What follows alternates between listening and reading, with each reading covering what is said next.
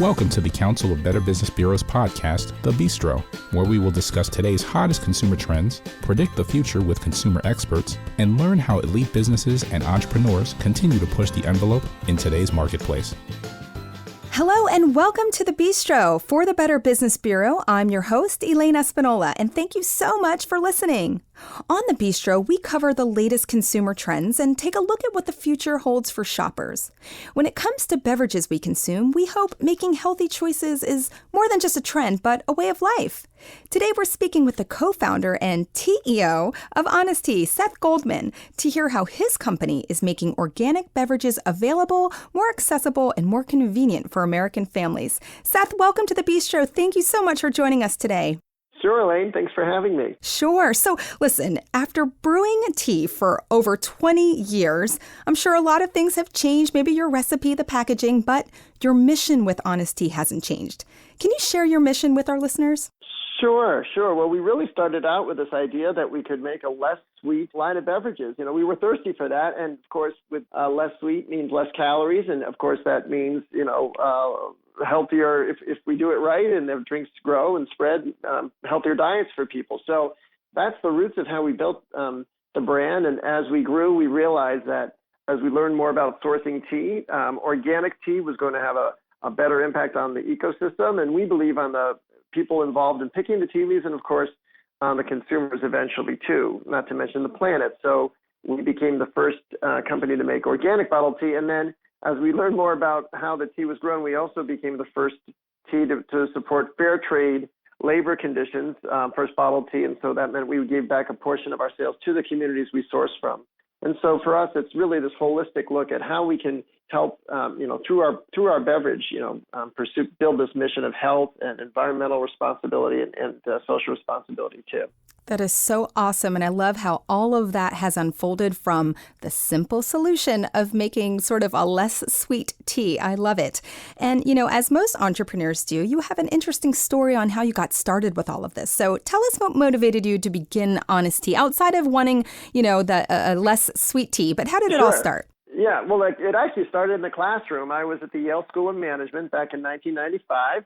And my professor had asked the question, is there anything missing in the beverage aisle? And of course, my hand went up and I said, yeah, there are all these sweet drinks and there isn't a drink like what Honest Tea became. And it turned out that my co-founder was that professor, Barry Nelbuff. He and I had so much energy around the idea that a few years after I graduated, I circled back with him and said, I think I'm ready to do something about this. And he had come up with the name Honest Tea. And so I felt like that was the perfect brand to connect this idea of a less sweet drink. And I left my job in the investment business and started brewing tea in my kitchen and actually got an appointment with a Whole Foods buyer and brought in 5 thermoses of tea and an empty Snapple bottle that we pasted a label on. And that was how we made our first presentation to Whole Foods. Such a cool story and really inspiring for anyone listening because there's so many people out there with great ideas, but they don't know where to go. And I love how you both inspired the teacher and the teacher always is inspiring the student. How cool is that? That is, that is so cool. So when you first started, your teas then were sold in the place where everyone knows to be sort of, the natural place to go for organic options, Whole Foods, of course. And today we can find Honest Tea drinks for sale at almost every grocery store and other retailers like, cafes and shops and restaurants. So the brand has really moved from sort of a niche market to mainstream markets. Do you think consumers today are more conscious about wanting organic options? Well, of course, yes, it's grown. And as we've grown, we're in a way a reflection of the consumer's taste as well. I mean, the products that used to only be at Whole Foods are now available in so many other places. And so what organic has come to mean is not just for the folks who are, I'd say, the ardent environmentalists. It's also become a marker of quality, a marker of traceability, and sort of represent a representation that there's a third party inspecting. And I think all of those things resonate with consumers these days. And there's also a perception, and I'll say it's a perception because it hasn't been factually proven. There's a perception that organic also means healthier. Mm-hmm. And so for us, it certainly coincides with, the healthier calorie profile of our drinks. Sure. So let's talk about that sort of organic versus non-organic, because some people who only shop at Whole Foods know exactly what that means. But why do you think it's so important for people to consider that organic options? Yeah. from my point of view, organic is a way, it's primarily about the environmental conditions, right? Organic means it's grown without any chemical pesticides, any chemical fertilizers. And what's interesting about tea leaves is it's one of the few agricultural crops that are never rinsed. So if you buy an apple or a tomato, you can take it home and you can rinse off the surface chemicals. But with tea leaves, if any chemicals are sprayed on those leaves, they're going to stay on the leaves until hot water is poured on the leaves and basically wash those chemicals into the drink. So from our point of view, organic is going to have a cleaner and lighter environmental footprint. And so, I think the other thing that's worth noting when we talked about expanded distribution, back in 2011, Honest Tea sold to Coca-Cola. And so we've seen, a dramatic expansion in our distribution as a result of that partnership. Yeah, that's wonderful. And thank you for sharing that perception, by the way, because we don't always think too hard about what we consume. It's at the store. We assume it's okay to eat. It's being sold. We eat it. But that's really interesting. I certainly never thought about that fact. If there's chemicals on it and I'm pouring water on it, I'm just drinking those chemicals. Yeah. It's really interesting. Well, and then, of course, in addition to the impact on our own bodies, we have to think about the impact on these ecosystems. We're talking about fragile ecosystems, which are still pristine. And so if we can avoid putting in, these chemical pesticides and herbicides, the word side or is for killing, and it is designed to kill living organisms. So my point of view is the less we can put those into our ecosystem, the better off we all are. Absolutely. The whole planet is. Absolutely. Thank you for sharing that. So I want to talk about another perceived thought around organic, and that is that there's an additional cost and it's really expensive. And so some people think, well, I should probably be eating organic, but I can't afford it. I can't afford to eat everything organic. What tips would you share with consumers on ways to get organic options in their diet without breaking the bank?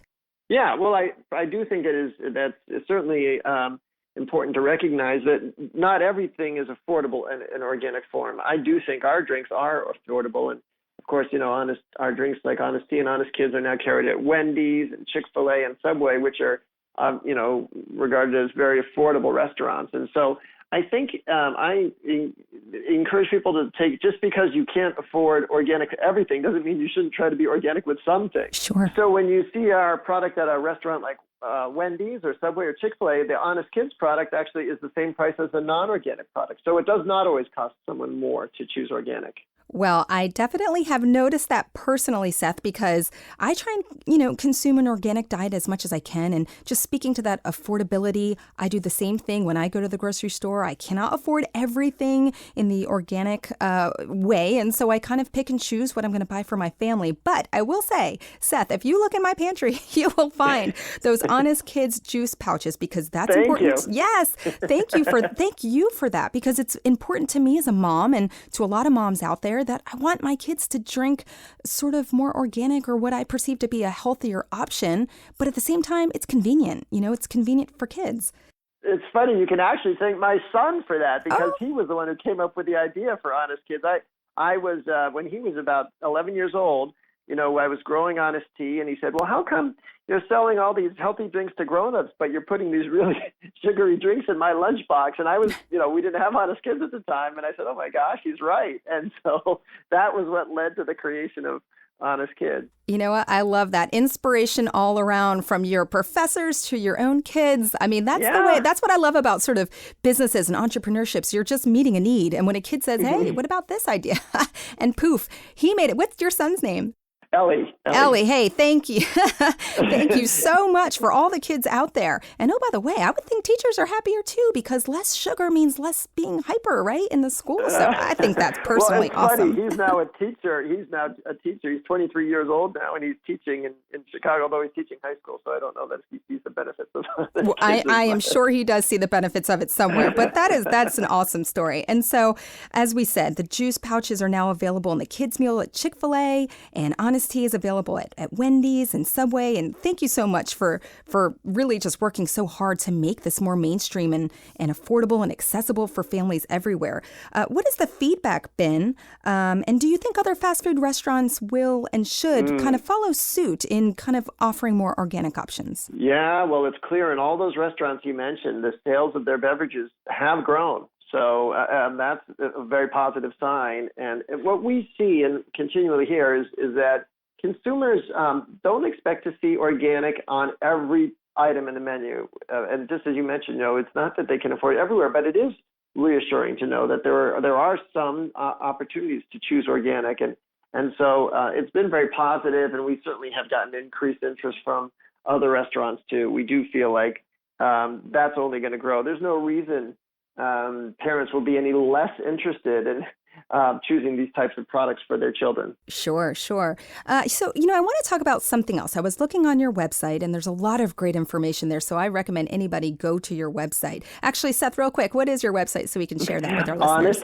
Honestea.com, HONESTTEA.com. Okay, awesome. So there's a section called Real Talk. Tell us about that, and tell us why transparency is so important to you. Yeah. So often companies try to pat themselves on the back or put themselves on a pedestal, and they'll talk about, how they're doing all these wonderful things. And we certainly do strive to do as much as we can to live up to our name. But we also feel it's important to bring a level of humility to it. Number one, because if you call yourself honest, you better not overpromise. But number two, I think people can identify with that more when you're willing to share your flaws. It actually makes you more trustworthy. And so we're willing to, disclose to our consumers what our goals are, whether we've lived up to them or not, or where we have more work to do. And sometimes it's humanizing and fun, and consumers appreciate it. We've certainly heard that feedback from them. I would agree to that. Consumers agree to it. I mean, today more than ever, consumers are just that much more, educated and empowered. They've got knowledge at their fingertips online, and so they can see what's going on. And I think it's really awesome that you're taking the stance of just being super honest with your Honest Tea brand. The last question I had for you is, talking about being socially and environmentally conscious and being honest with all of that. Do you think today's consumers are seeking to support companies like yours that go the extra mile in that way?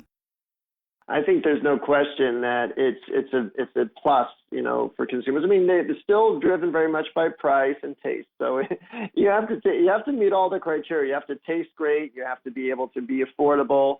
But if you do those things, I think then consumers will want to feel that connection. And look, what we do is very intimate. I was with a friend of mine who was the president of Timberland.